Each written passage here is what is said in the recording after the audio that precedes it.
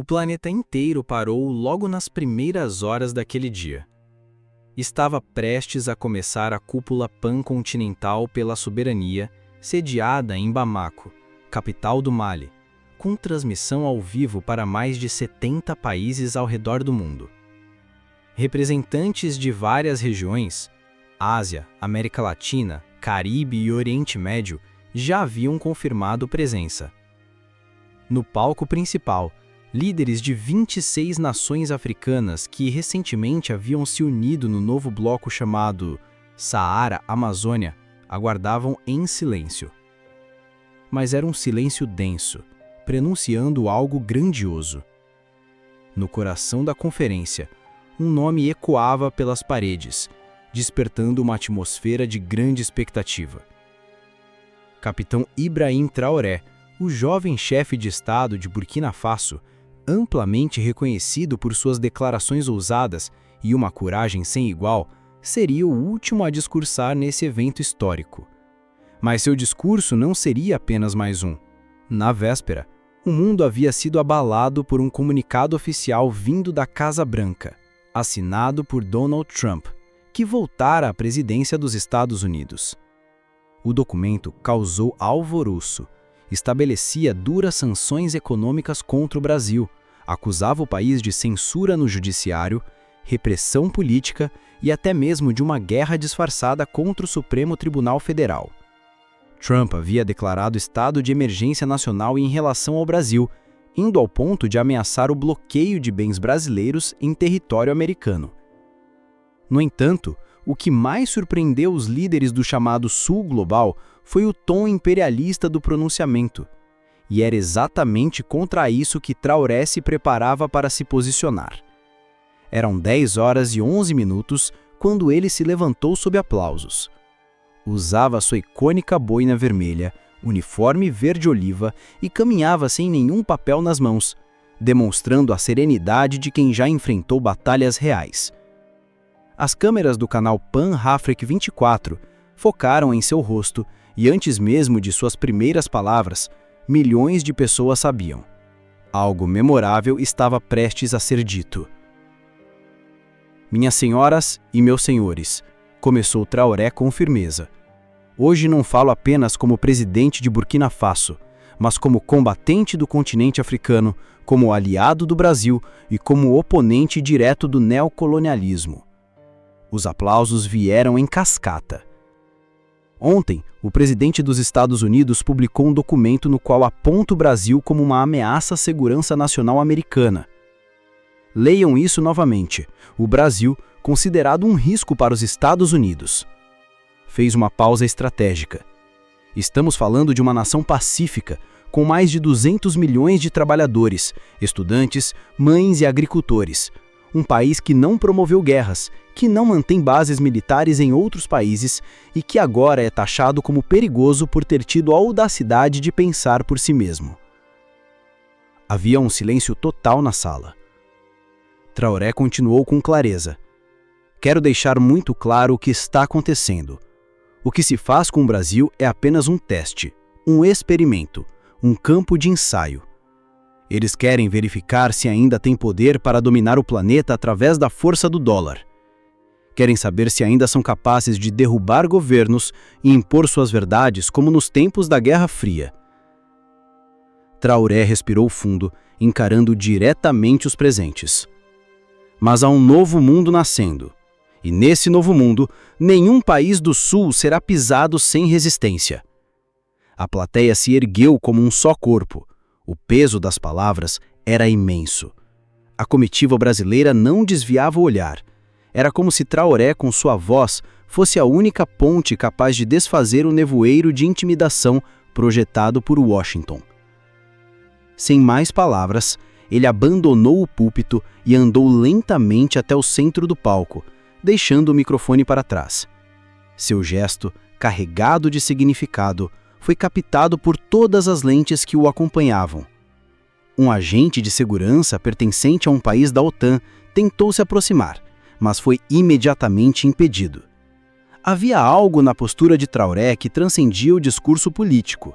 Era a ação concreta. Ele então se virou para os chefes de Estado presentes na plateia. Hoje, não é apenas o Brasil que está sendo punido com sanções. São todos os povos que ousam resistir. O Império mostra os dentes porque sente a presença firme do Sul global às suas costas e deseja que retrocedamos. Ele interrompeu suas palavras por um instante e fitou diretamente os membros da delegação europeia. Mas eu lhes pergunto, quem de fato deveria ser julgado neste momento? As câmeras giravam de todos os ângulos, registrando cada reação. Repórteres da Al Jazeera, Telesur, Russia Today e TN transmitiam ao vivo, captando a tensão no ar. E foi então que Ibrahim Traoré disse algo que marcaria profundamente a política internacional do século XXI. Não fomos nós, os povos do Sul, que financiamos golpes de Estado. Não fomos nós que derrubamos governos para tomar o controle do lítio, do urânio ou do petróleo. Também não fomos nós que lançamos navios negreiros ao mar, nem colocamos tanques de guerra em territórios estrangeiros. E agora nos apontam como uma ameaça à liberdade. A resposta foi imediata. Uma salva de aplausos intensa tomou o auditório. Presidentes africanos se levantaram, a comitiva da Venezuela aplaudia de pé e os olhos do presidente Lula se encheram de emoção. Um dos seguranças de um país membro da OTAN, mais uma vez tentou se aproximar, mas foi prontamente contido. Era evidente que a postura de Traoré ia além de palavras. Ele estava protagonizando uma ação concreta. Com passos firmes, voltou ao púlpito e, com determinação, retirou de debaixo do braço um dossiê. Tenho aqui documentos que provam que, nas últimas 20 décadas, corporações dos Estados Unidos operaram tanto na África quanto na América Latina, desrespeitando nossas leis. Poluíram nossas águas com resíduos tóxicos, patrocinaram grupos armados, manipularam processos eleitorais. E quando um juiz se atreve a reagir, chamam isso de censura. Lançou os documentos sobre a mesa à sua frente. A imagem daquele gesto rodou o mundo como um relâmpago sobre uma ordem internacional já cambaleante. O que Trump está fazendo com o Brasil é reflexo da arrogância de um império em colapso. E se hoje sufocam Brasília, amanhã será Gaduel, Caracas, Teherã ou qualquer outro que se recuse a se submeter. Mas lhes dou minha palavra, nunca mais nos ajoelharemos. A comoção foi inevitável. A cúpula foi tomada por um estrondo de aplausos. As palavras de Traoré haviam tocado as profundezas de nações historicamente silenciadas. Repórteres deixaram escapar lágrimas, líderes se abraçavam com emoção e as redes sociais explodiam com hashtags como Traoré na cúpula, Sul Global em ascensão e resistência ao neocolonialismo. Enquanto Traoré saía do palco, sua última frase, dita baixinho ao lado de um jovem reporteiro africano, foi captada por microfones próximos. Eles nos chamaram de terceiro mundo, mas não sabiam que seríamos os primeiros a despertar. O auditório explodia em aplausos enquanto ele se retirava. Em poucos minutos, o vídeo de sua intervenção superava a marca de 50 milhões de visualizações nas redes sociais.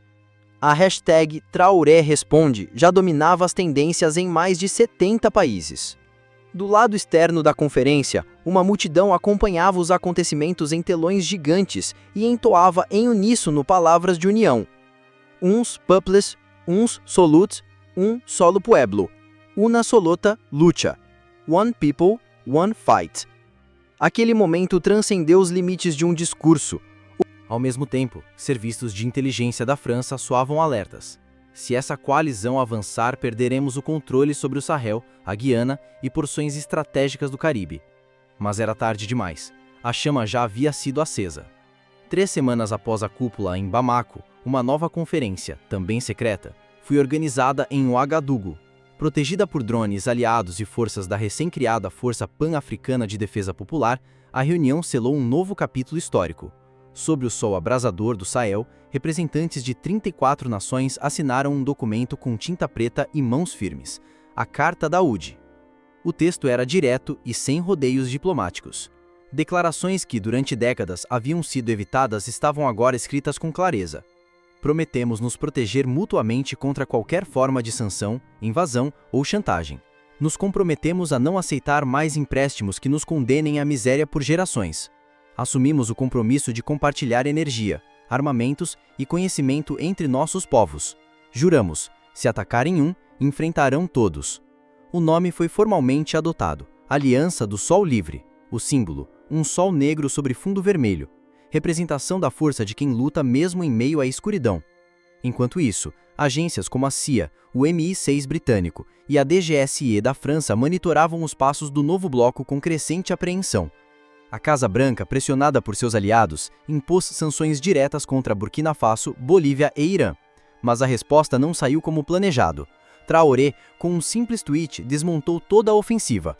Podem confiscar nossos bancos, mas jamais tocarão nossa alma. Podem cortar-nos de seus aplicativos, mas não de nossa dignidade.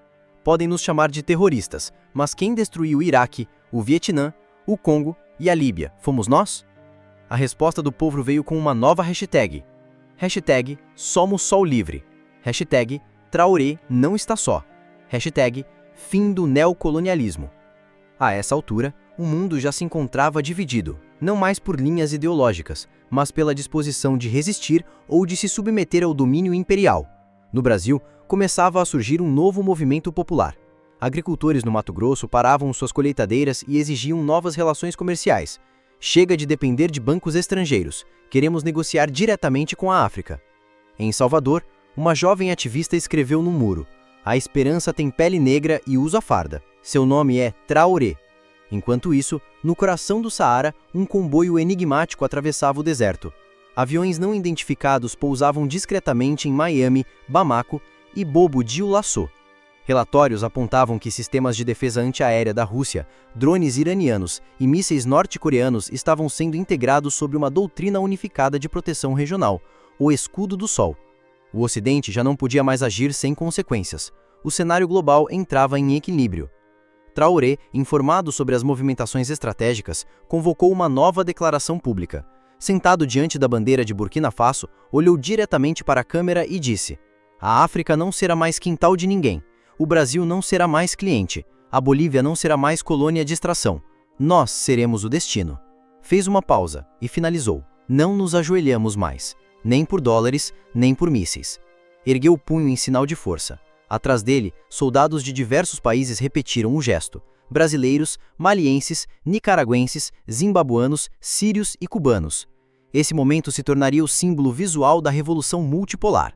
Durante a madrugada, satélites da OTAN detectaram movimentações fora do comum em 3 pontos estratégicos: uma antiga base aérea em Cuba, um navio cargueiro estacionado silenciosamente em Paramaribo e uma instalação subterrânea nos arredores